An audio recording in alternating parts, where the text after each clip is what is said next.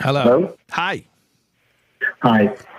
Rabbi Taub, this is more of a advice question. I don't know if you want this on your, if that's what your intention is with the call-in session, but I'll try. You can go wherever you want to go with it. And if I feel like it's not something I can answer, I'll tell you, All right. Make a long story short, we've been married, me and my wife, for over 25 years. Something happened. We separated. We weren't fighting, and the separation was, of course, from fighting. There was an issue with our child. Someone got involved. Some therapist spoke to my wife saying that you really, if you really want to see your daughter again, your marriage is toxic, your house is toxic, you should separate, therapeutic separation. So we separated, and thinking that this would be a couple of months, each of us with our own therapist, which I voiced my opposition to, that we didn't have one therapist dealing with our marriage. The therapist really didn't communicate much, and there was no communication between me and my wife. Her therapist said that in order to heal totally, completely, you should cut off all communication, and you'll be able to heal faster. And we all thought that we're going to be getting back together again. Mm-hmm. After 9-10 months, she decided, she felt, I guess she was prepared, living by herself and everything else. We have, quite a few kids at home. And she said she wants a divorce. There was no interaction. There was no communication. Yeah. Never went to marriage counseling together. And my question now, we've been in and out of bed in the past, year or so. I know it just seems to me there's no hope. Is there anything that I can still do? I know someone gave me a book, letters, the army letters. And there was a lady over there that had, I don't know, a dysfunctional husband for I don't know how many decades. And he said, if you'll never know if this marriage had no hope if you never tried. And, that gave me a push, but my wife didn't read that letter. So, right. And I know there's nothing I could do to convince her. I tried. I wrote a letter saying, listen, a fixed marriage is better than, a second marriage, I think. And for the sake of our children, and I think for our sake also, let's give it a try, Yeah. If it doesn't work, you could always get a divorce. There was no response to that. I sent a couple of those letters. So I have a voice inside, and I have some friends saying, give it up already, move on, if you could move on. And there's a voice inside of me saying, like, we never tried, a divorce is like the last option, and all the other options weren't tried yet. Yeah. So is there anything for me to do, or just accept reality? Yeah, that's a very painful situation. I mean, either way, whatever way this ends up proceeding, it's a painful situation. I mean, even in the best case scenario, after everything you've been through, right, and your wife's been through, it's not a happy story. And the children are suffering. The children, yeah. Yeah. So, it sounds like there's a few things going on here. One is, it sounds like you're a little bit confused about what exactly happened.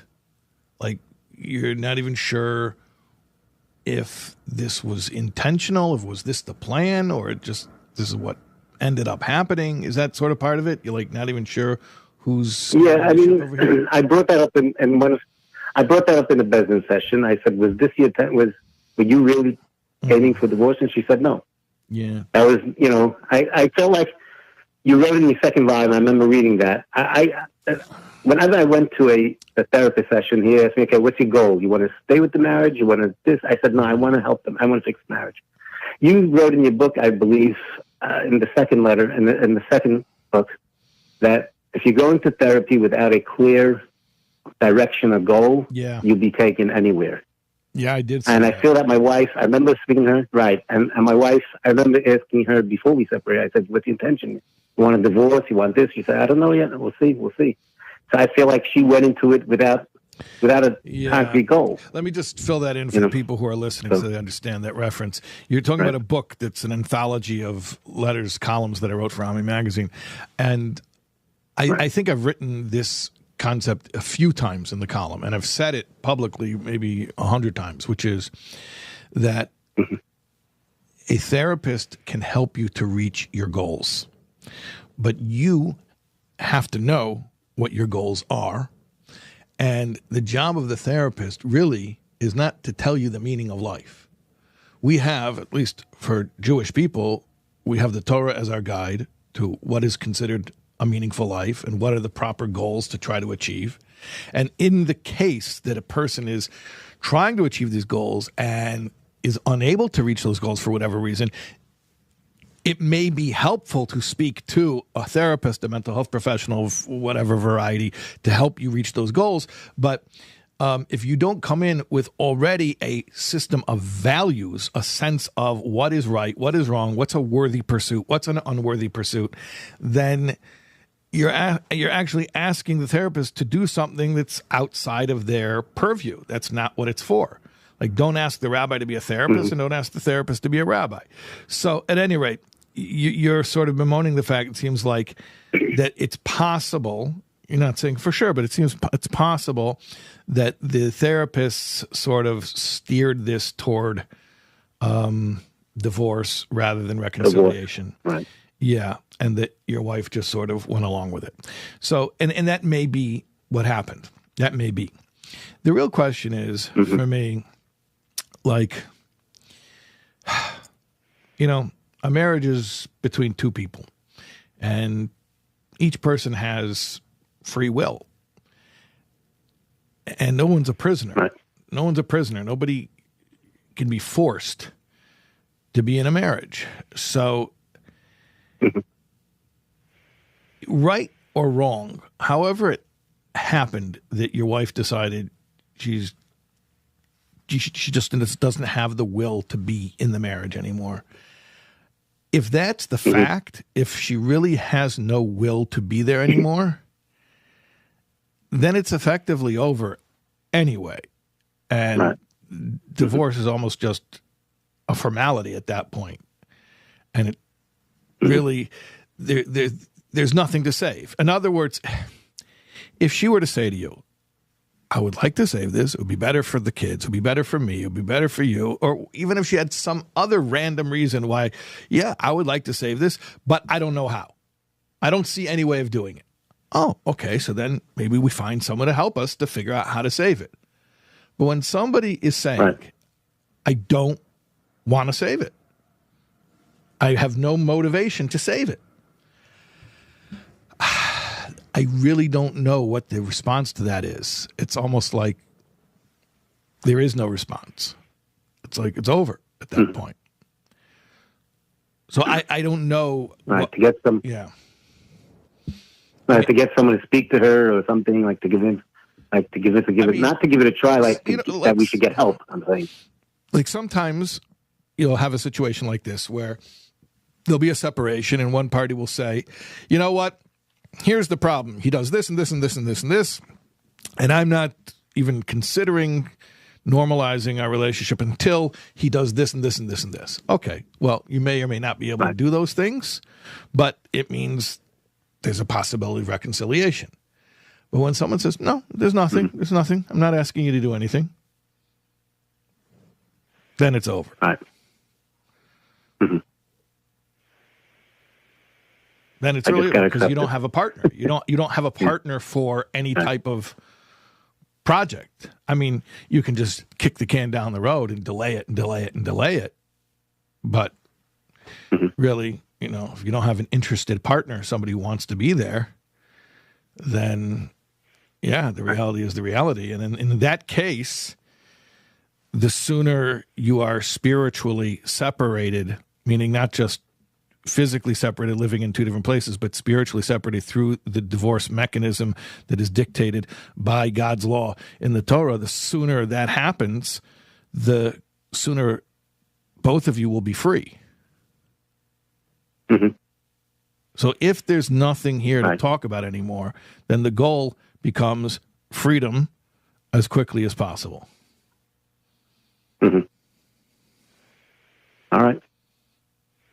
I shouldn't send people to talk to her or anything else like that. Just give up. I'm saying you might want to do one more round of clarification and have somebody ask her to ask her, are there any concerns or demands or complaints? And if she's just like, no, nothing, I just don't want to be here. Right. Then there's really nothing to respond other than, okay, so then, right. Let's finish this off. Right. For the best of both of us. It's the best of both of you. And even in a certain way for the children, because the children are living in limbo right now. So they're certainly aware of the lack of clarity. Mm-hmm. How are they going to, I'm saying, I see them suffering now, but how is it going to be better for them after the divorce? Isn't it just going to get worse for them? Like, now they have two homes, they don't have a... They have two homes now anyway, so there's no clarity. And, the hope is that if there's a divorce, that both spouses move on in life in one way or another and reach some type of stability. And obviously the ideal situation is the children are living in a stable home with both of their biological parents. I'm not going to pretend for a second that is not the ideal. I will say it. I will never stop saying it, that the ideal situation is that children have both biological parents married to each other, all living under one roof. That is the ideal. There's no question. But when that's not the reality, then there are other scenarios that can also be stable for the children. And sometimes parents getting divorced and starting a new life is actually more stable than a situation where there's no divorce, but it's just sort of, like we say in Yiddish, nicht dahin, nicht daher, not here and not there, which is very destabilizing. Right. Yeah. Okay. I hope thank you very much. Thank you, and I hope that you can get clarity as quickly as possible. Hey, this is Shais Taub. You were just watching a clip from this class. If you want to get the full context, the full class that this clip that you just watched was from, you watch right here. Click right here. Here.